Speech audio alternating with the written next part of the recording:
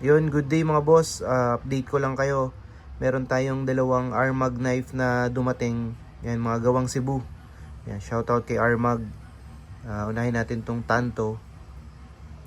Tool steel, parehas yung bakal na ginamit. Yan yung kapal niya. Makapal. Oil quench. Full quench. May maker's mark.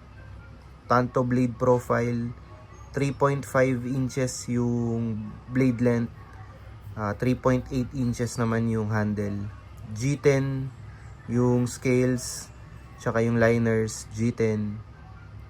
Brass tube, naka-brass din yung pin. Yan ang makapal. Gawang Cebu. Kydex yung kaluban nila. Yan, itong isa naman 3 inches yung blade length, mas maikli.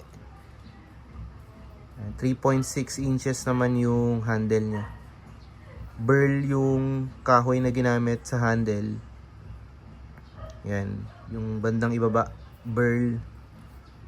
Tapos Carabao horn naman yung itim. G10 liners. Yan, Carabao horn yan. Ito burl. Brass tube, naka brass pin, full tang, kapal din siya. Yan, available yan, 2 peraso. Sa mga interesado mga boss, PM lang po.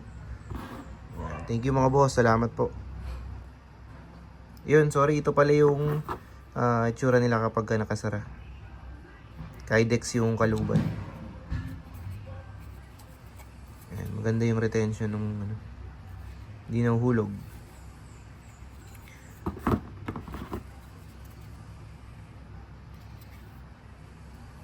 Yan. Ito yung burl kapag nalalagyan ng oil. Maganda yung kulay, yung ano nyo. Hindi lumilitaw yung pattern. Yan. So, thank you mga boss. Sa mga interesado, PM lang po.